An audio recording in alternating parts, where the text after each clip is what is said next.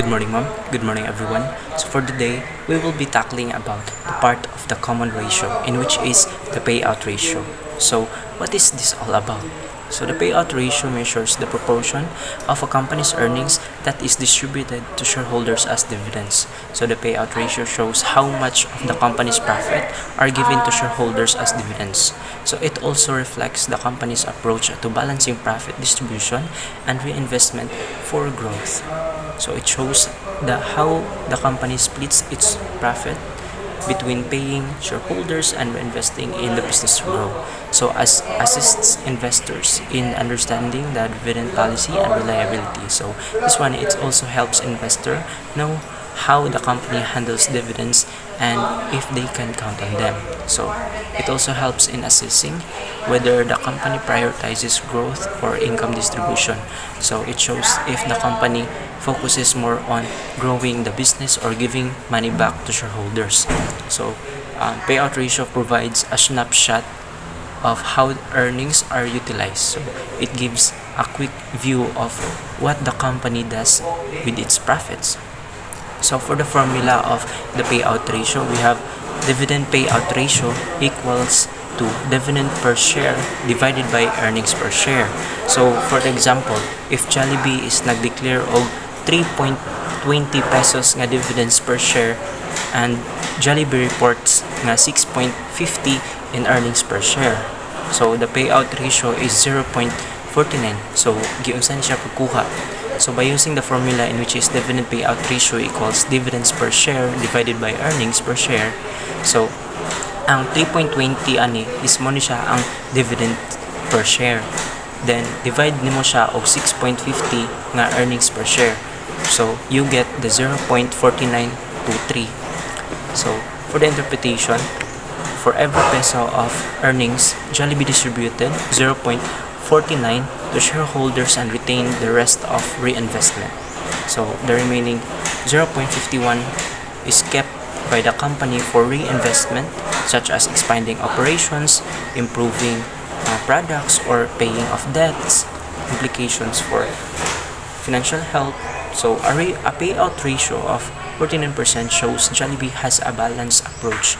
It rewards shareholders while still having saving proportion for growth and stability. So this suggests Jollibee is financially healthy because it can generate enough earnings to support both dividends and reinvestment. So investors can see that Jollibee prioritizes both rewarding its shareholders and maintaining future growth. So if the payout ratio is too high, close to 100%, it might mean the company is not keeping enough for future needs. If it's too low, investors might feel the dividends are not sufficient. So this balance ratio shows Jollibee's financial strategy is sustainable and appealing to both growth-focused and income-focused investors. So next, real-life application. So for example, from PLDT Incorporation, one of the largest telecommunication in the Philippines, has a dividend per share of 100,000 and earning per share of 400,000.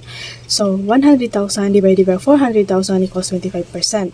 So for the investor, a 25% payout ratio tells that investors that PLDT is distributing 25% of its earnings as a dividend and retaining 75% for reinvestment or operational need. This is ideal for growth-focused investors who want some dividend income while ensuring that company retain funds for the future expansion. And for the managers, PLDT management might maintain this ratio to fund projects like improving 5G network or paying off a debt while staying satisfying dividend-seeking stakeholders. And for the analysis can compare PLDT 25% ratio with its competitor Globe Telecommunication, which might have a higher payout ratio. If a Globe pay 50% of its earning as a dividend, analysis could argue that PLDT prioritize reinvestment over stakeholders' return, which might appeal to a long-term growth investors. This example show that dividend payout ratio provide insight for decision-making across different stakeholders. So next, advantages.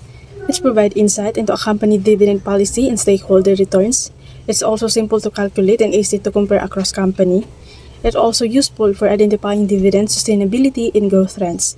So for the limitation, does not account for cash flow, which may better reflect the ability to pay dividend, can be misleading for companies with volatile earnings. And the last one is high ratio may signal short-term dividend commitment but could hinder long-term growth. So, in conclusion, the payout ratio is an essential tool in financial analysis, providing a clear view of how company allocates its earning. By balancing dividends and reinvestment, companies can cater both growth and stakeholder satisfaction. But investors should consider the broader financial context when interpreting this ratio.